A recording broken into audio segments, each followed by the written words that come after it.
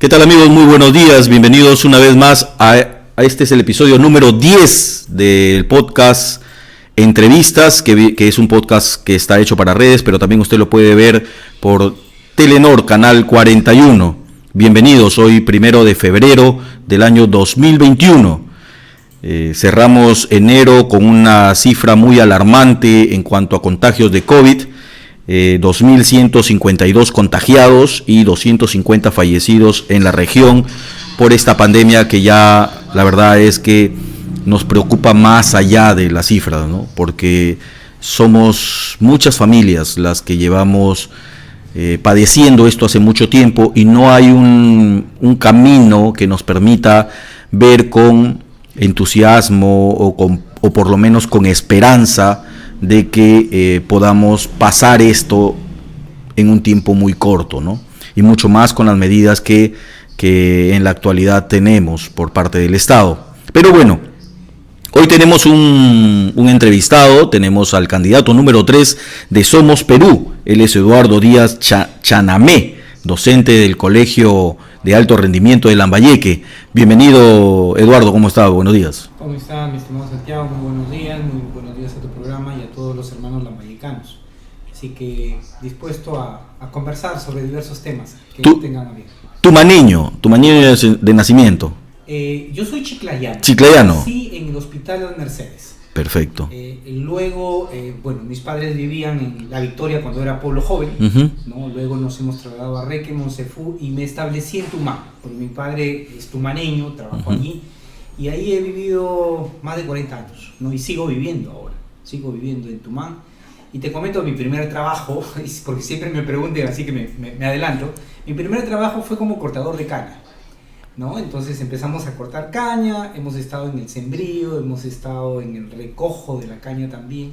Y cuando la fábrica ingresaba a mantenimiento... ¿Qué año más o menos? Estoy hablando del año 84, del 84 adelante, ¿no? Compartía mis estudios, que nunca los dejé. Es parte de lo que podríamos ir comentando también. Perfecto. ¿Por qué dejar la docencia y dedicarse a la política? ¿Qué te mueve para esto? Bueno, tres temas puntuales, no porque sea el número 3, pero sí tres temas puntuales. Yo me alejé de la política, yo hacía política, pero en condición de asesor fundamentalmente, ¿no? Entonces llega un momento en que mi hijo me llama de la Universidad Pedro Vigayo y me dice que lo habían asaltado y le habían quitado el celular. Así que a través de un amigo fui a ver qué es lo que sucedía y efectivamente, entonces pongo la denuncia y me dijeron, pero es un celular nada más. Y yo le digo, pues no es el celular, es que le puede haber sucedido algo.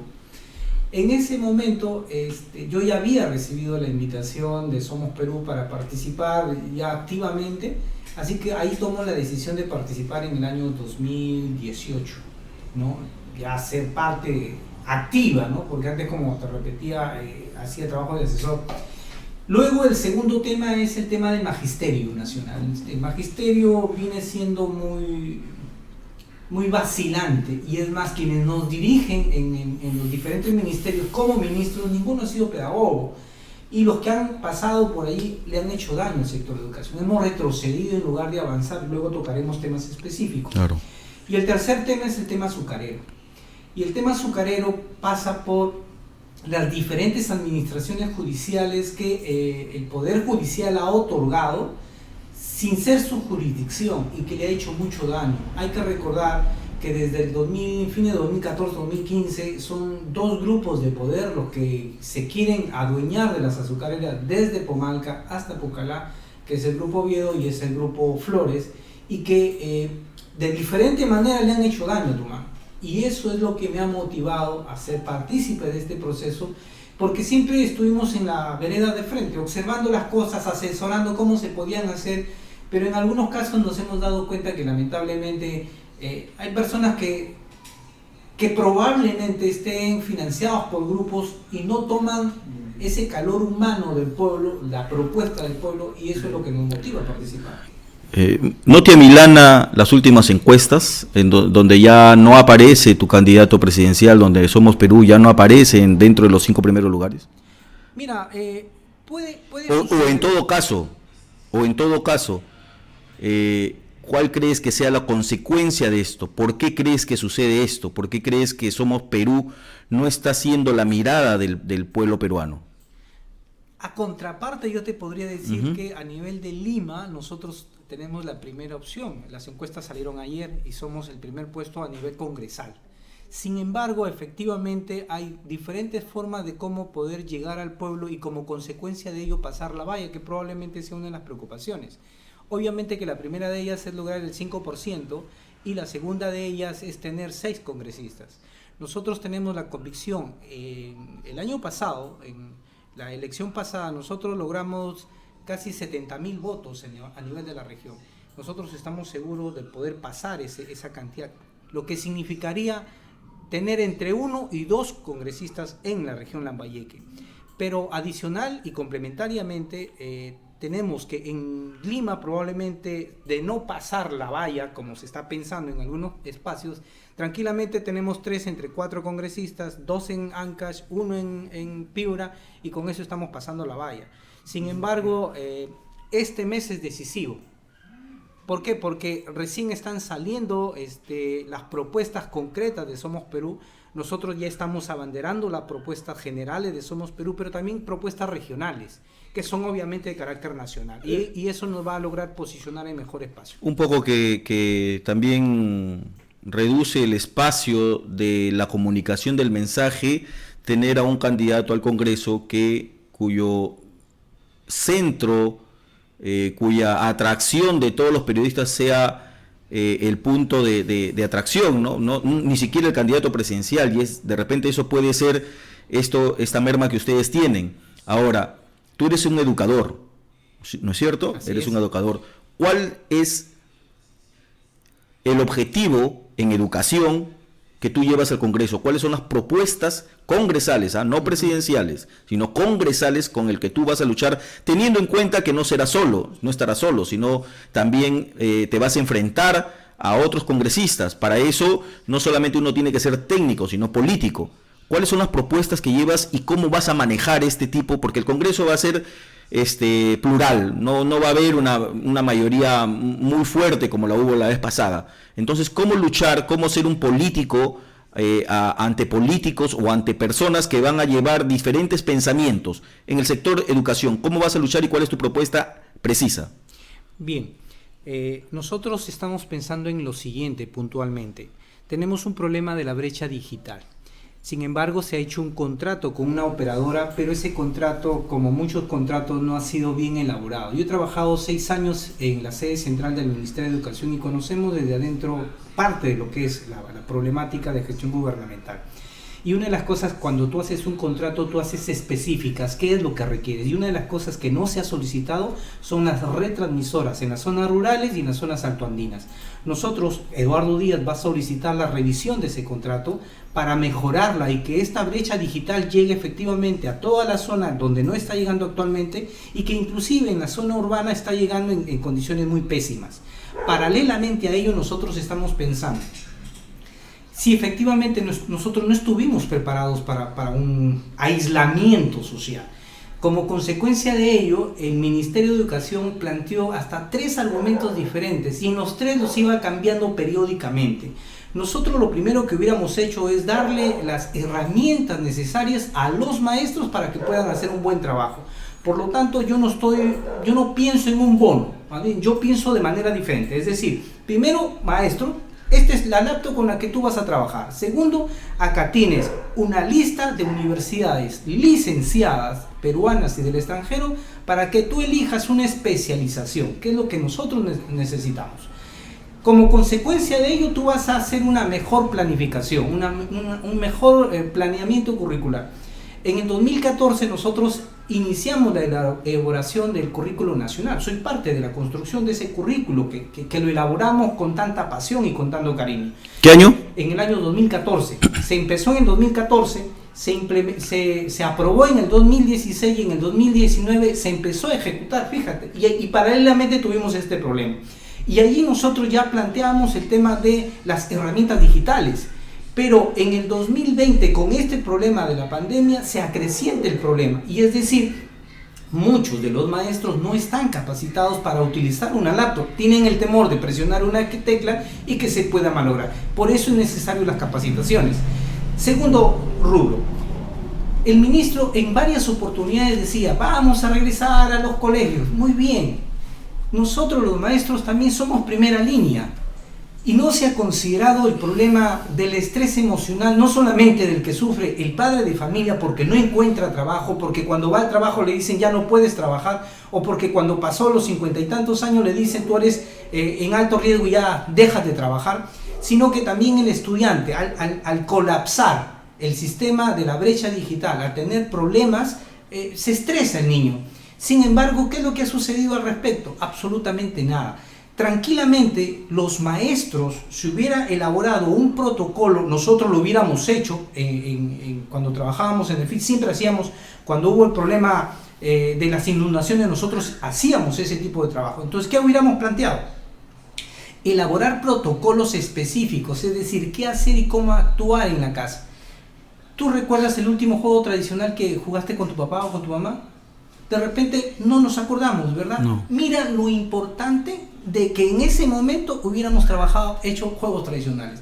Primero, nos integramos con la familia. Segundo, recuperamos los juegos que son nuestros y que los estamos olvidando por el tema de la tecnología o por el problema de la alienación cultural. Y entonces tú tienes un doble trabajo para recuperar el tema de la chiclayanidad. ¿Por qué? Porque lamentablemente en nuestra tierra nosotros estamos siendo abordados por otros hermanos de otras regiones y que sus culturas las están trayendo. No es malo, porque es parte de lo que nosotros nos toca saber, aprender a convivir. Pero tú tienes que tener tu propia identidad. Trabajamos en el Colegio de Alto Rendimiento. Allí conviven jóvenes de 8 regiones. Y lo importante de los colegios de alto rendimiento, que no solamente es académico como se ha pensado, ahí aprenden a convivir, aprenden a respetarse, aprenden a tener ética y valores y sobre todo a apoyarse. ¿Y sabes qué? Nos visitó la Universidad de Wisconsin el año 2019 y nos encontró justo en juegos tradicionales y fueron partícipes. ¿Te diste cuenta cómo nos organizamos y participamos? Cada uno desde su propia región, pero también con un país hermano. Y eso nos permitió armonizar juegos que nos permitieron articular una forma diferente de vivir y saber respetar nuestras culturas, cosa que no se está haciendo. Claro, Eduardo, tú mencionas cosas que son bonitas para el público, pero viene un problema. Nosotros siempre le denominamos en este tipo de entrevistas el trago amargo, porque tú hablas de la educación como una mirada desde la época que tú participaste en este gran proyecto, pero han pasado varios años y varios gobiernos, entre ellos el de Martín Vizcarra, que te acompaña ahora como postulante para congresista. Un presidente que tampoco miró a la educación en su momento de presidente. Es más, yo revisando tus redes, veía que tú en un diálogo que tenías con los azucareros, le decías textualmente, tenemos que decirle al presidente que mire la industria azucarera. Eso quería decir que el presidente Vizcarra, hablabas de Vizcarra, no miraba en la industria azucarera, pero ahora te acompaña. ¿Crees que esto no sea una disyuntiva para este mensaje que tú estás dando? Mira, gracias por la pregunta y la aclaro. Yo tengo conceptos bien definidos con relación al sector azucarero. Es más, si hay una necesidad de mecharse por los mexicanos, yo lo voy a hacer. A mí no me financia ningún grupo de poder. Yo no estoy apoyado por ningún grupo económico. Yo estoy por una necesidad de los azucareros, y no hablo solamente de Tumán, sino todo el eje azucarero. Hablo por los maestros que somos manejados y manipulados y estresados en estos momentos. Hablo por mis estudiantes que pierden oportunidades. Por ejemplo, si los egresados de los COARE no hubieran hecho una manifestación a nivel de todo el país, se hubiera perdido la admisión 2021. ¿Cuándo fue esa? Eso ha sido recientemente, hace 2 semanas. Perfecto. Cuando Cuenca, el ministro Cuenca dijo que no teníamos correcto, presupuesto, sí. y sin Así embargo es. le mintió al país porque había el presupuesto. Al parecer Cuenca no quiere el COARE. No, es que en el 2015, cuando él era miembro del Instituto de Estudios Peruanos, él decía que era elitista. Es que, a ver, y yo tengo otro concepto al respecto. Por ejemplo, ¿qué es lo que nosotros decimos? ¿Por qué no quieren que los egresados de los COAR ingresen o sigan estudiando. Te doy una primera razón. Todos los que egresan, el 99.9% de los egresados están con becas integrales en el país y en el extranjero. Y ellos se han manifestado y se han organizado solos, no han necesitado que un profesor los guíe. Y se han ido a conversar con la viceministra de Gestión Pedagógica y le han planteado en carta abierta qué es lo que se tiene que hacer. Entonces, ¿cuál es el temor? El temor es que estos jóvenes que tienen una misión y una visión totalmente diferente, abierta y transparente, lleguen o tengan la intención de postular en política. A mí me encantaría que lo hagan, porque van a transparentar la política. Ya estamos cansados, yo por eso participo, porque no me siento representado por los congresistas, incluido el de mi partido. Me adelanto a la pregunta. ¿No es cierto? No me siento representado. Tú en tus redes vi que estuviste a favor de la expulsión de aquellos congresistas que votaron a favor de la vacancia. Eso quiere decir que tú no estabas de acuerdo que Vizcarra fuera vacado. Sí, es correcto, y lo sigo sosteniendo, y te digo por qué. Dime por qué. Te digo por qué. Porque no era el tiempo, no era el momento. No, más allá del tiempo, hay dos cosas. Okay. Hay dos cosas que yo veía ahí. Primero, efectivamente no era el momento. Las circunstancias no estaban dadas. Y lo segundo es, ¿por qué vacarlo si el Ministerio Público todavía no lo había juzgado? Y cuando sea necesario, lo primero que se debió haber hecho ahí es una comisión para hacer el estudio de la investigación respectiva del caso y dadas las circunstancias, levantarle el fuero y que se vaya. Pero no, de esa manera, mira lo que se ha generado, y lo sigo sosteniendo. Es más, y la siguiente pregunta te la adivino y te la digo, pero cuando este señor probablemente venga al Congreso, ¿vas a apoyarlo? No, que se defienda solo. Perfecto. Como se tiene que defender a la región. Eduardo, ¿le crees a Vizcarra? Yo no le creo a los políticos tradicionales. Perfecto.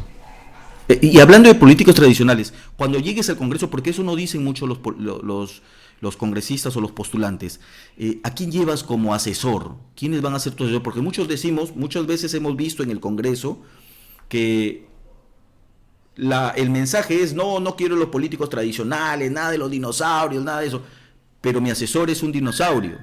O sea, ¿tú a quién llevas? Tú le prometes a la gente en este momento que esa renovación política que manifiestas es no solamente tuya, sino también de aquellos que te acompañan. Totalmente. Mira, te voy a dar dos nombres que me van a acompañar.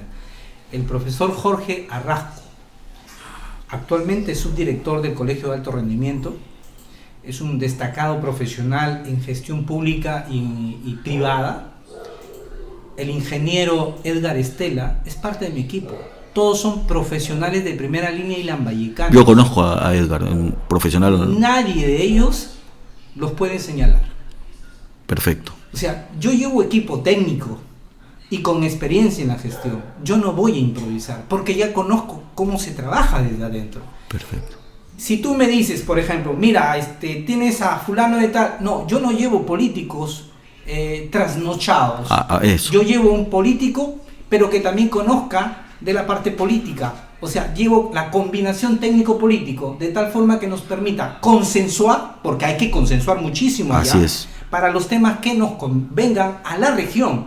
No concebimos, habiendo tenido al señor Acuño procesado, por ejemplo, como presidente de la Comisión de Presupuesto, y no tenemos ningún proyecto de impacto para este año. O sea, es inadmisible que no tengamos Olmos 2, Carhuaquero 2, Las Delicias, su expediente final, el expediente final del Puerto ET. O sea, no tenemos absolutamente nada. Entonces nosotros tenemos que reordenarnos. Mira, para terminar el caso del COAR nada más, tanto Acuña como Lozano inauguraron en Eten el espacio donde se debía construir el Colegio de Alto Rendimiento, de inauguración en inauguración. O sea, eso no está. ¿Qué han hecho estos señores que han sido gobernadores, y el otro que ha sido presidente, como proyecto de impacto en nuestra región? Solamente lo que es la avenida Chiclayo, por favor. Necesitamos... Que es una desgracia. Totalmente. Y que tiene que ser investigada. Totalmente de acuerdo. Y va a ser una de las cosas que vamos a hacer. Está dentro de tus plataformas. Es más, les adelanto otro tema. No es posible, por ejemplo, que el 85% del presupuesto de Leonardo Ortiz se haya devuelto. O sea, es inadmisible. Una de las propuestas que vamos a plantear allí es que aquel alcalde, sea distrital, sea provincial o la región, que devuelva que devuelva el 20% de su presupuesto, muerte civil, porque es ineficiente, porque es incapaz. O sea, eso no podemos permitirlo. En la provincia de Lambayeque tenemos hermanos que están consumiendo agua con arsénico y muchos contaminantes. ¿Qué se ha hecho? Absolutamente nada. Entonces nosotros, otra de las medidas que estamos planteando es la declaratoria de emergencia. No podemos seguir permitiendo que esa gente siga consumiendo esto. Yo tengo alumnos ahí, tengo muchos amigos. No soy de la zona, yo soy prácticamente del lado opuesto. Pero nos duele. Cuando yo fui, te comento, el año pasado, a visitar la zona en Morrope, una niña me alcanzó un vaso con agua y me dice, esta agua consumimos, esta agua tomamos. No, yo escuchaba en radioprogramas y algo irónico que a mí me causó una mezcla de risa e indignación, es que la mamá iba con su hija a decirle al médico por la contaminación, y lo que le recetaba el médico era bastante líquidos. O sea, ya eso es irónico. O sea, ya no se puede creer, vergonzante, así es. La Universidad Nacional Mayor de San Marcos hizo un estudio en esa zona y nos decía que bajo 130 metros tenemos agua pura. ¿Por qué no se hizo? ¿Por qué hacemos otro tipo de proyectos que no nos está beneficiando absolutamente nada? O sea, hay cosas puntuales que hacer, pero lamentablemente hay cosas que no le corresponden al legislativo, más le corresponden pues al alcalde, para ser más puntuales, pero nosotros vamos a exigir. Otro tema, estuve en la ex Caleta San José o el distrito de San José, un proyecto de agua, un proyecto de desagüe que tiene 8 años. ¿Qué se hizo al respecto? ¿Dónde están las observaciones para que puedan ser levantadas? Absolutamente nada. Entonces, tú no puedes hacer nada como legislador, pero sí puedes pedir una comisión investigadora y preguntar en qué estado se encuentra ese expediente. Hay cosas que hacerlo. Tienes que también hacer una mea culpa de que el congresista por Lambayeque tampoco trabajó de tu partido. Mira, si evaluamos a los 5 congresistas, nadie ha trabajado. Perfecto. Entonces hay que hacer una mea culpa. Sí, acabas de decirlo entre líneas que tú no estabas de acuerdo con Vizcarra. O sea, no estás de acuerdo con Vizcarra en su partido. Eso es lo que lo has dicho entre líneas. Me gusta porque pone los puntos sobre las sillas. Uno tiene que ser consecuente con sus ideas, y tú acabas de serlo.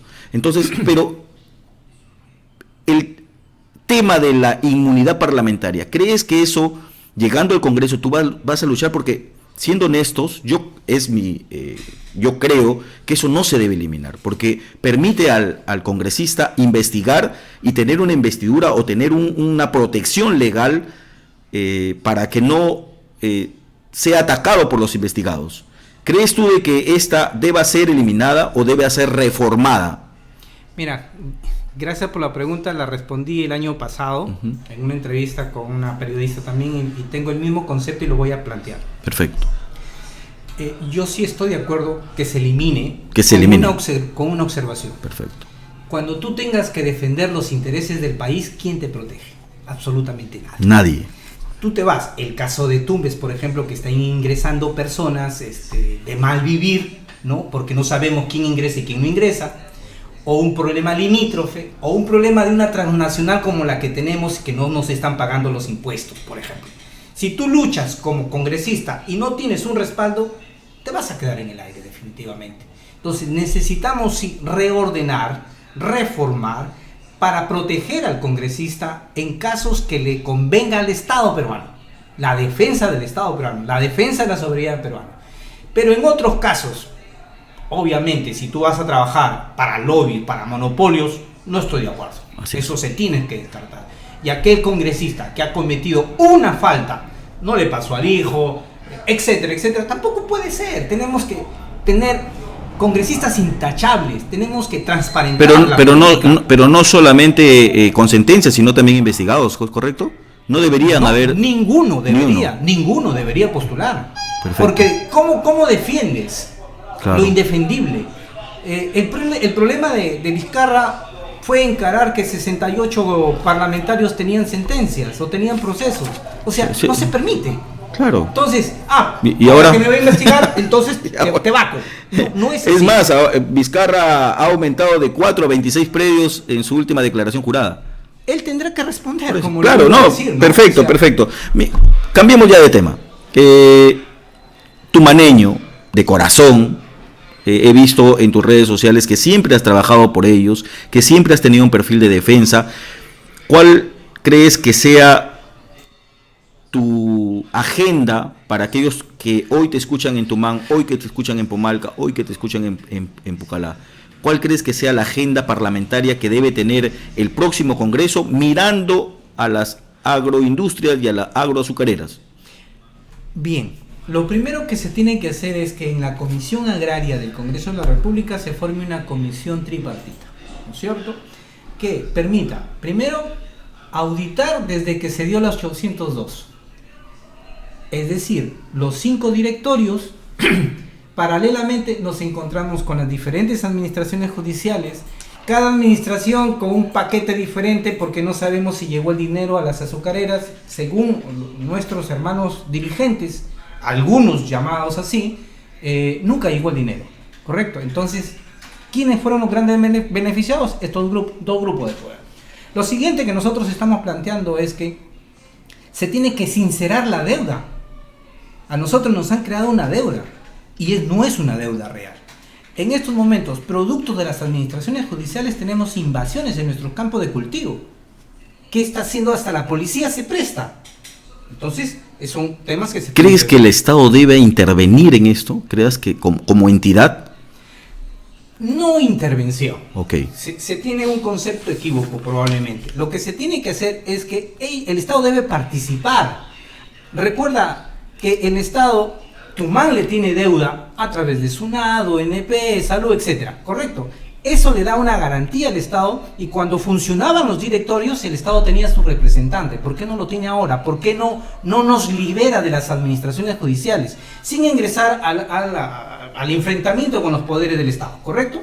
Pero si tú observas que hay jueces que están cometiendo falta porque a la vista se está observando que estos señores, bajo presión o bajo qué otro argumento, dan una administración judicial. Entonces hay una observación. Duvergé Rodríguez planteó en su momento, en el año 2019, decía, cada proceso en su jurisdicción. Y en el caso de Tumán tenemos de Bongará, tenemos de Amazonas, tenemos del Callao, tenemos de San Martín. ¿Y la de Chiclayo? ¿Dónde está? Hasta ahora no se permite el ingreso y la normalización. ¿Qué es lo que debería hacerse? Anular las administraciones judiciales, que recupere el 5º directorio, y eso no significa que esté a favor del 5º directorio. ¿Para qué se tendría que regularizar? Para que convoque a la Asamblea General de Accionistas y una nueva elección, para poder ingresar al proceso de formalización y legalización normal. Es decir, si nosotros no regresamos a la legalidad, van a seguir las administraciones judiciales. Yo no respondo a ningún grupo de poder y lo vuelvo a aclarar y lo dije en mi manifestación frente a los trabajadores. Necesitamos regular este proceso. El Estado tiene que intervenir. Y además de ello, hay 2 cosas que puede hacer el Estado. Apoyarnos en una palanca financiera internacional y el apoyo de tecnología internacional. Tumán produce más de $1 millón mensuales. No tendría por qué tener... Es una injusticia que esté como está hasta ahora. No, pero también tienes que darte cuenta que parte también responsabilidad de los trabajadores. Estoy totalmente de acuerdo con usted. Tienes que aceptarlo eso. ¿Y cómo hacer que esos trabajadores hoy tengan un pensamiento más futurista, más de emprendimiento, más de administrativo, con una visión más empresarial? Ahí hay 2 cosas. Okay. Lo primero, cuando yo te hablaba de una auditoría, ahí vamos a saber quién es el responsable. Y ahí van a caer muchos trabajadores. Esos trabajadores tendrán que cumplir una sanción, no solamente administrativa, sino judicial. Y lo segundo, que eso sirva como experiencia para los que quedan todavía, cambiar esa visión de empresa. Hay que recordar que nosotros hemos sido la mejor empresa azucarera en todo el país. Y una de las cosas que teníamos era el mejor azúcar. Pero nunca aprendimos a diversificar la industria azucarera. Y eso es una de las cosas que se tiene que hacer. Una mirada más mundial. Así es. No solamente de una sola unidad de negocio, ¿no? No, mira, fíjate, nosotros habíamos empezado con el azúcar y luego ya estaba trabajándose el tema del alcohol. Y ahí habían proyectos que se había trabajado con los cubanos para traer dulces, para traer licor, una serie de proyectos. el uso del bagazo para hoy día, para el efecto de los contaminantes. Había muchísimo que hacer. Lamentablemente, sí, pues no estuvimos preparados cuando se nos entregó Velasco en el 69-70, pero es el momento de cambiar la mirada. Ahora, nuestros padres que en ese momento recibieron, nos están dejando como herencia una fábrica en su momento en buen estado, pero las administraciones son los que nos han hecho daño y eso hay que corregirlo automáticamente. Muy bien. Has dicho que tu campaña no la justifica o no la financia ningún grupo de poder.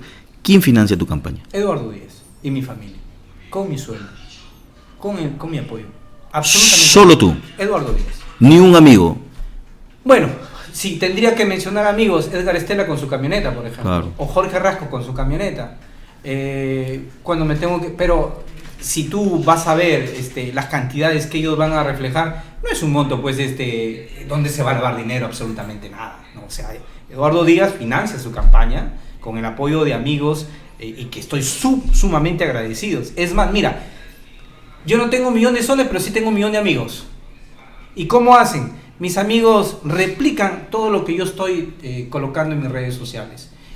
Tengo un grupo de tecnólogos que están apoyándome. El sábado pasado hice una videoconferencia de las propuestas legislativas de Eduardo Díaz y la publiqué porque era abierta. Se metieron anónimos, gente indeseable, metieron una serie de cosas, ¿no? En redes sociales. Entonces, yo entiendo eso. Pero si tendría que ponerle un costo a este equipo de profesionales, obviamente tiene un costo, pero es la amistad la que nos está apoyando. Y seguimos trabajando en esa misma línea.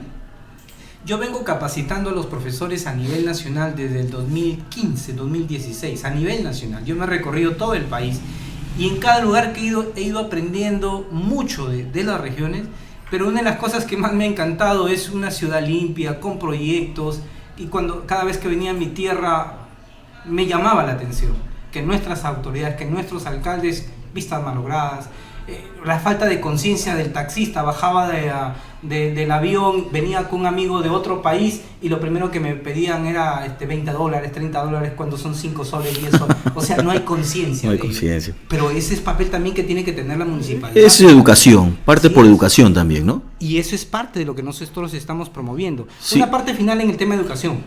Nosotros estamos planteando la creación del Viceministerio de Deporte y Recreación. Y la pregunta sería, ¿más presupuesto? No. Justo te iba a decir eso. Parece que te leo un poco la lectura, ¿no? Nosotros tenemos un Instituto Peruano del Deporte inoperativo.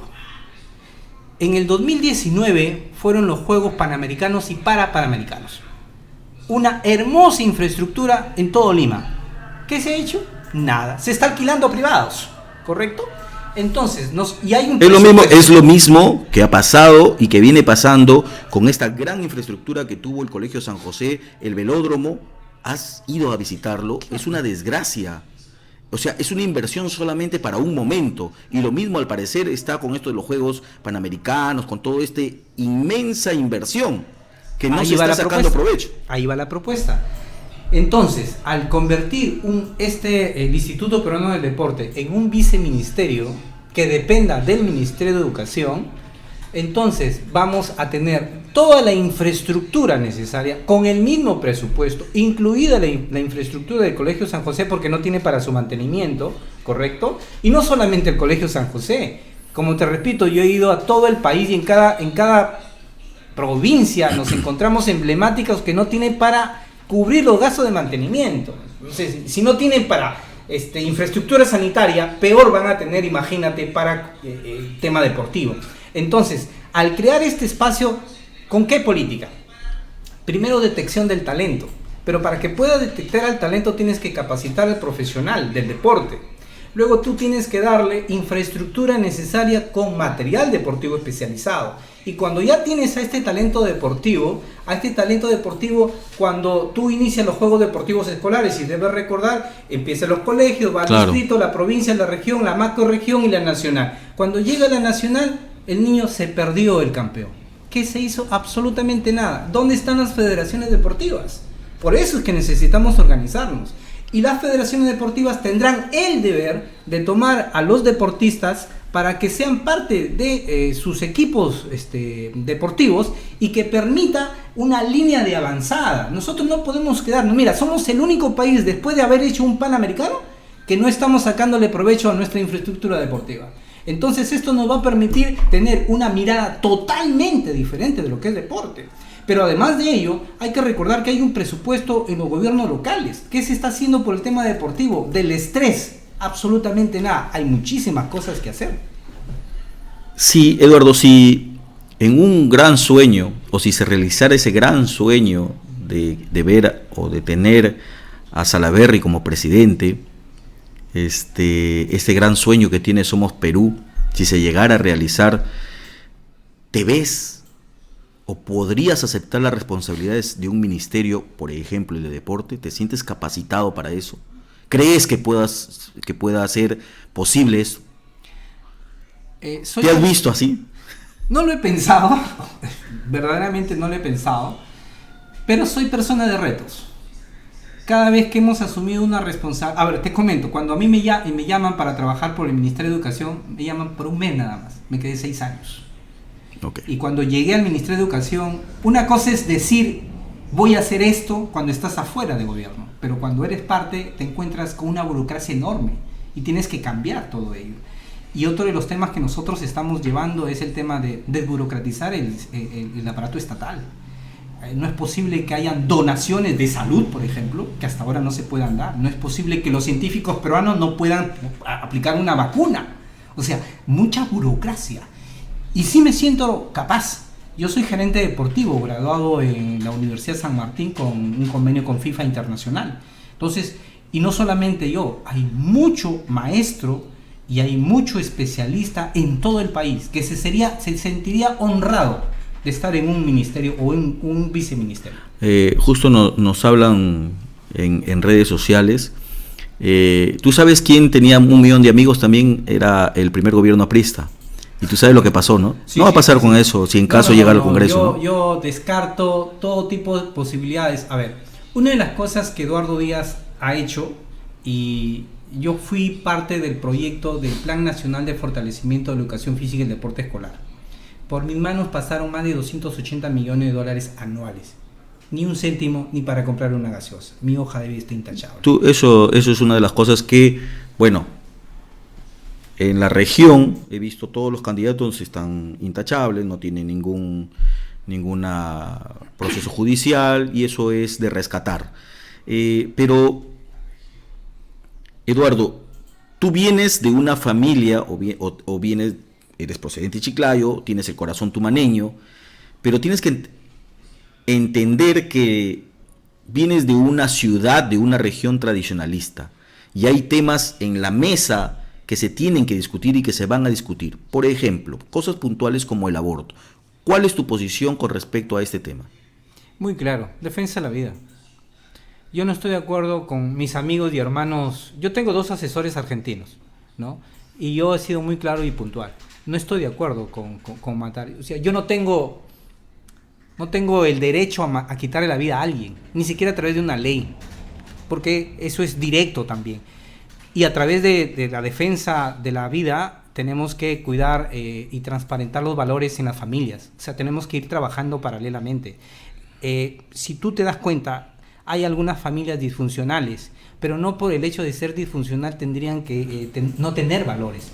Pero tenemos que reordenar, y aquí está el papel de los psicólogos, fíjate. Hay mucho trabajo que hacer y un llamado a la reflexión de los hermanos profesionales de la salud mental. Yo soy psicopedagogo y también no solamente nosotros vemos problemas de aprendizaje, sino problemas del estrés emocional de nuestros estudiantes. Una de las cosas que más hacemos en el COA y a los alumnos que yo he tenido a cargo en diferentes escuelas, primero es la salud emocional. Porque si tú estás bien emocionalmente, tú estás alegre, contento, predispuesto a aprender, el aprendizaje fluye. Pero si vienes con recargas familiares, con problemas familiares, ¿qué vas a aprender? Ese es el doble papel que hace el maestro. Y más todavía los maestros de educación física, fíjate. ¿Por qué? Porque no solamente es hacer un juego o formarlo en la salud alimenticia o la salud mental, sino que es la articulación de todos estos aspectos. Aquí nosotros planteamos temas muy específicos. Perfecto. Un tema en educación también. Uh-huh. ¿Cómo es posible? Nosotros hemos luchado muchísimo por Olmos. ¿Y cuántos lambayecanos están en Olmos? Digamos que para ser muy buenos del 2%, para ser muy buenos. Pero ¿sabes cuál es el problema? Nosotros en educación, y otro llamado de atención a nuestros gobernantes y directores de educación es... Cuando estés con Vizcarra también dile. También se lo he dicho. Okay. Yo he sido muy puntual. Perfecto. Si hubieras escuchado... te estoy cochineando. No te preocupes. Mira, ¿qué es lo que sucede? Nosotros tenemos Olmos, tenemos el puerto de Eten, tenemos Carhuaquero. ¿Qué necesitamos? Técnicos, ¿verdad? ¿Y cuál es el perfil del estudiante egresado de secundaria? No está no tiene una mirada de región. O sea, tú estás proponiendo que regresemos a ese tiempo. Por ejemplo, el San José tenía carpintería. A mí me enseñaron, por ejemplo, algo de agricultura, nos enseñaban a cosechar rábanos, zanahorias, cuestiones técnicas. ¿O estás pensando hacer más colegios politécnicos como el Labarte? Porque tú eres labartino. Yo soy labartino. Ok. Orgulloso. ¿Bajo ese perfil está? No solamente bajo ese perfil, te explico. Todos los colegios... A ver, yo vivo en Tumán. ¿Cuál es la principal fuente de trabajo en Tumán? La caña de azúcar. Entonces tú tendrías que preparar estudiantes para que hagan una mejor cosecha y una diversificación industrial. Entonces no estoy hablando de colegios politécnicos nada más. Okay. Muy bien. Entonces cuando yo hablo de Olmos, hablo de Carhuaquero, hablo de Tinajones 2, hablo del expediente final de Puerto Eten, pensando que vamos a tener ya nuestro puerto. Entonces, ¿qué tipo de personas o de profesionales o de técnicos necesitamos para que trabajen allí?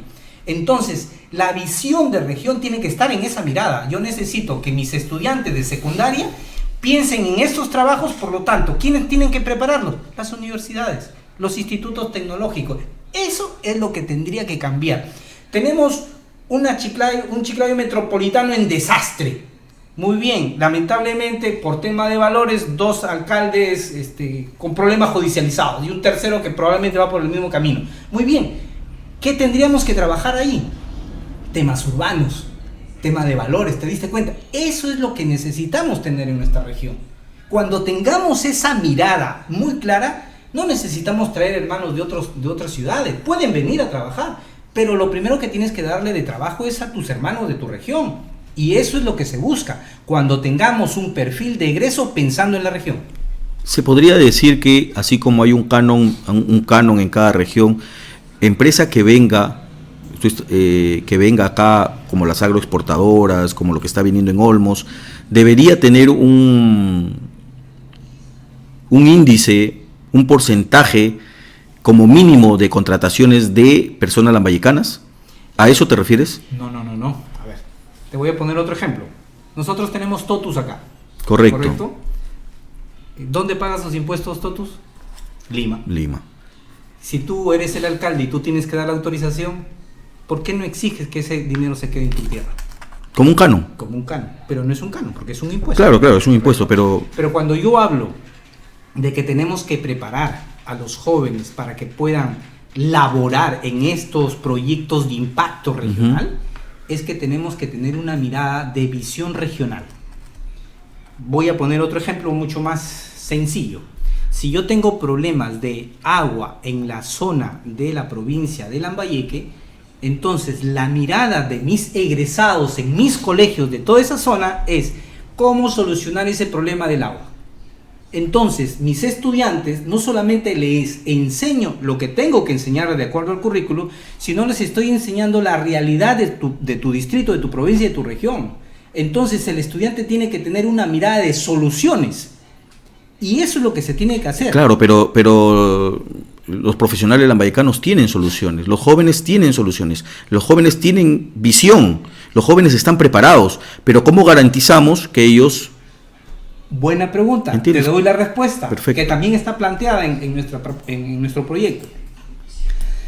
Primero, vamos a luchar por el apoyo al licenciamiento de la Universidad Nacional Pedro Ruiz Gallo, así como el Instituto Sagrado Corazón de Jesús. Pero el apoyo de licenciamiento. Solo de licenciamiento. Bien trabajado. Totalmente. No por... Aquí no hay grupos de poder, exacto.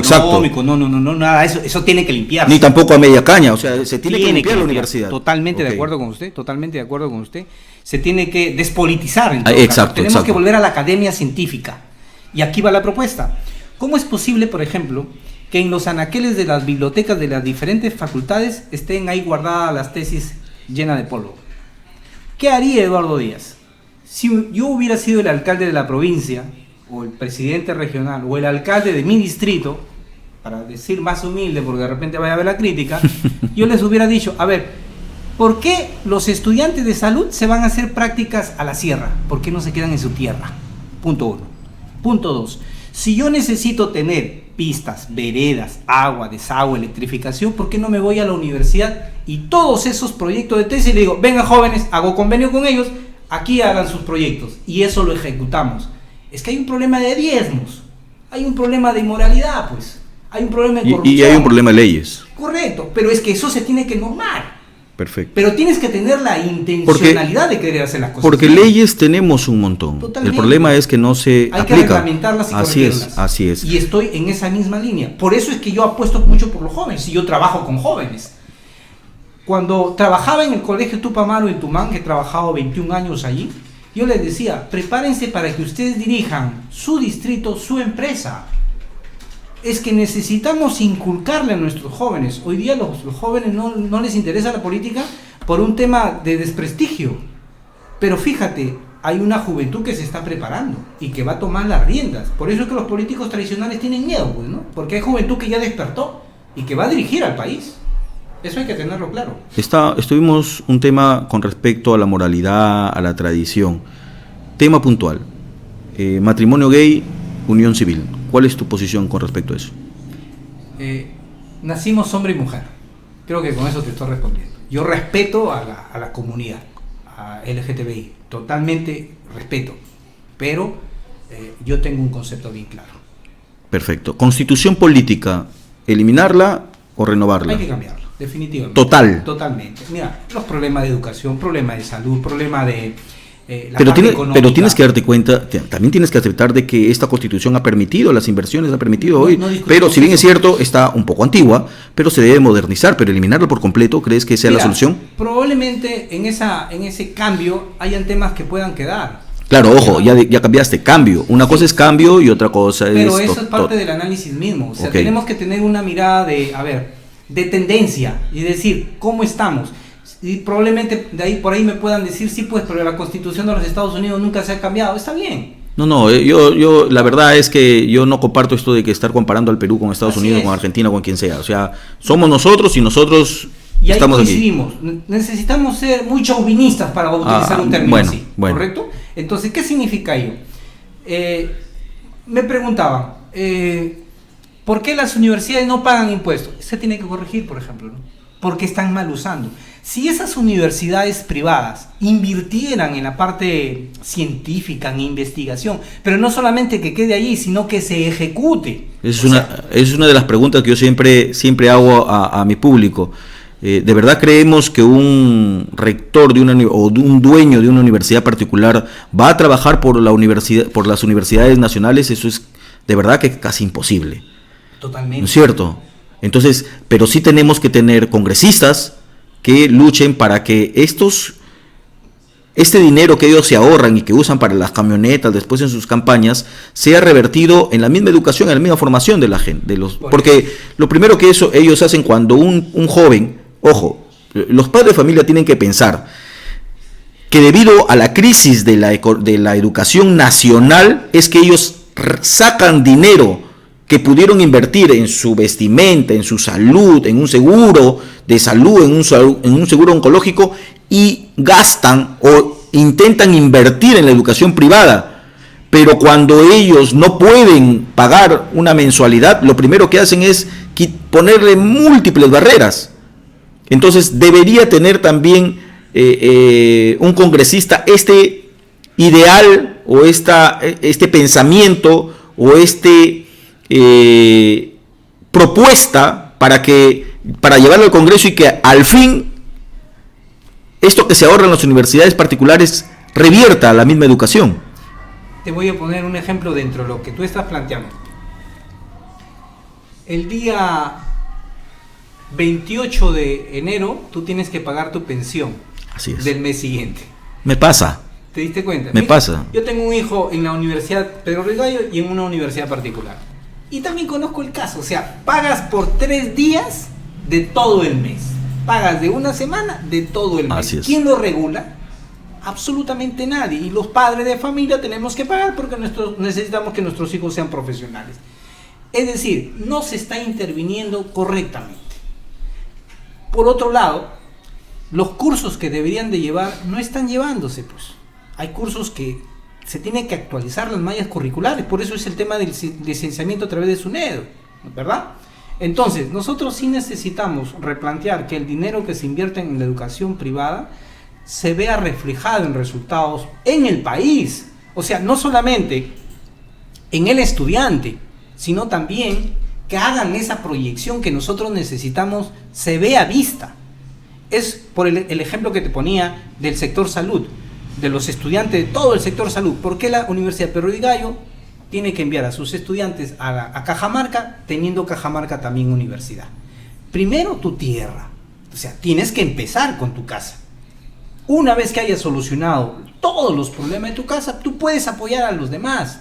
Pero primero solucionemos los problemas de casa. Hay que barrer bien nuestra casa, hay que limpiar nuestra casa, hay que cuidarla. Cultura preventiva es lo que nos está haciendo falta. Entonces, si tenemos una mirada diferente, espero que otros compartan mi mirada, porque efectivamente lo que usted ha comentado es muy cierto. Cuando lleguemos al Congreso de la República, son diferentes las bancadas y son diferentes las maneras de ver. Por eso es que llevamos un equipo que va a luchar por Lambayeque. Y me adelanto también, lambayecano, si hay uno de los proyectos que no nos está saliendo porque hay lobbies arriba, pues apóyennos, hay que salir a marchar. O sea, yo no represento a nadie en particular y creo que soy uno de los lambayecanos que más ama su tierra, porque no lo he demostrado ahora. Cada vez que voy a diferentes lugares, lo primero que digo soy de la región Lambayeque, soy chiclayano, soy tumaneño, soy azucarero y soy maestro. Entonces necesitamos seguir luchando, porque si no lo hacemos hoy, ¿cuándo lo va a hacer? En pleno bicentenario, imagina. Si llegaras al Congreso, ¿prometes estar siempre en tu tierra, no olvidarte de ella? ¿Lo prometes? Te digo una sola cosa puntual. Cuando estuvimos en el Ministerio de Educación, yo he ganado más que un alcalde. Y sigo en mi tierra de Tucumán. El hecho de estar en el Congreso no te quita nada, porque vas a estar 5 años y vas a regresar a tu tierra. Yo regreso a mi tierra. ¿Qué pasa si no llegas al Congreso? ¿Dieras una mirada a una estancia municipal o regional? Bueno, tenemos la convicción de poder lograr el objetivo. Sin embargo, me apasiona mi región. Y probablemente tendremos una mirada de región, porque tenemos el equipo. Hay equipo en todo. Me preguntaban, ¿cuántos son de tu equipo? Son 30 profesionales de diferentes áreas. ¿Y quiénes son tu equipo de campaña? Son todos los que quieran un cambio transparente. O sea, eso lo garantizo, ¿no? Tú que conoces a Edgar, ¿no? Para mí Edgar es una persona, un profesional joven. O sea, eso es lo bueno que estás llevando. Por eso te preguntaba, ¿no? Porque muchas personas, muchos congresistas o futuros congresistas prometen, sí, que voy a liberar, hay que eliminar, hay que renovar el Congreso. Pero ¿quiénes son sus técnicos? ¿Quiénes son sus asesores? Los mismos. O sea, esa gente que sale regresa como técnico, regresa como asesor. Me da mucho gusto que tú lleves a Edgar, porque Edgar es un profesional joven, un profesional capaz. Espero que si llegaras al Congreso, siempre te acuerdes de tu tierra, que mires a la tierra como algo de agradecimiento, porque muchos han pasado. Muchos han pasado y después se olvidan. Vale esas observaciones, y es importante aclararlo y que la comunidad lo conozca. Cuando estuvimos en el Ministerio de Educación, en representación del ministro Saavedra Chanduví, me tocó la oportunidad de sentarme con el director del Instituto Peruano del Deporte. Y nosotros no teníamos técnicos deportivos en Lambayeque. 600 técnicos en Lima, 50 en Ica y en todo el país, pero no teníamos acá. Entonces, cuando hemos ido, les hemos quitado la mitad de técnicos a los limeños y las hemos distribuido a todo el país. Hay que ser equitativos. Paralelamente, complementariamente a ello, nosotros hemos traído dinero en material e infraestructura deportiva al Colegio San José, Colegio Carváis. Los colegios Núcleo de Desarrollo Deportivo son parte de mi creación. Los NUDES, los talleres deportivos Guiña, donde se incluyen los padres de familia, es parte de mi propuesta, que nosotros ya le hemos venido implementando a nivel nacional. Es bueno tener políticos como tú que no claudican a sus ideas. Bueno, lamentablemente es mi pensar, es mi parecer, el partido Somos Perú se equivocó al tener esos candidatos presidencial y congresal, porque estoy seguro que si Somos Perú no hubiese tenido esa falla, ese error, yo creo que Somos Perú en este momento estuviera mejor posicionado. Pero sí es bueno de que la política se renueve con políticos como tú. Ojalá que en un futuro sigas trabajando, sigas teniendo ese ideal. ¿Cuáles son tus palabras finales para el pueblo lambayecano, para la región Lambayeque? Bien, hermano lambayecano, no soy el político de siempre, no te vengo a ofrecer cosas que no voy a poder cumplir. Lo que planteo son cosas concretas que tú estás viviendo. Problema del agua, problema de infraestructura sanitaria, problema de contaminación, los problemas de los azucareros, los problemas de los maestros, los problemas de corrupción en salud y en todos los estamentos, la burocratización que está existiendo en todo el aparato estatal. Eso se puede corregir. Dame la oportunidad, pero no me dejes solo. Acompáñame en todo esto, acompáñame en este proyecto. Soy Eduardo Díaz, voy con los corazones de Somos Perú y voy con el número 3. Gracias. Muchas gracias, ha sido una entrevista gratificante, una entrevista de verdad que hemos sacado muchas conclusiones, nos ha permitido sacar muchas conclusiones y que usted conozca a los candidatos, su pensamiento, su forma de ser y sobre todo sus propuestas exactas. Nada de medias tintas ni titubeos, exacto. Y eso creo que hoy hemos tenido. Gracias, Eduardo, Eduardo, ¿no? Sí, sí, gracias, Eduardo. Muchas gracias y espero tenerte una nueva entrevista. Muchas gracias y ¿sabes qué? Y termino con ello. Ustedes, los periodistas, son el eje importante en nuestra región. Y te lo digo porque la campaña pasada hubieron periodistas, entre comillas, o comunicadores, u otros que no lo son, que bajo financiamiento autodirigen una campaña. Pero no están pensando en la región, pues están pensando como personas, para su propio beneficio. Pensemos por ahora en nuestra región, probablemente no en Eduardo Díaz, probablemente haya otro joven, otro candidato con mejor perfil que Eduardo Díaz, pero busquemos a unos hermanos lambayecanos que hagan algo por nuestra región. Yo estoy apostando por ello, estoy apostando, mira, todo este pequeño espacio que he tenido que dejar el trabajo para dedicarme a la campaña, porque amamos nuestra tierra. Si no la amáramos, creo que yo si estuviera en mi trabajo como ganando bien, con una tranquilidad enorme y con mis amigos tranquilos. Pero estamos apostando y estamos con la convicción de lograr el objetivo. Espero que sigas así, Eduardo, que nunca cambies. Y te convoco para ser parte de este trabajo. No te preocupes. Muchas gracias, amigos, nos vemos en el episodio 11 del día de mañana. Cuídense.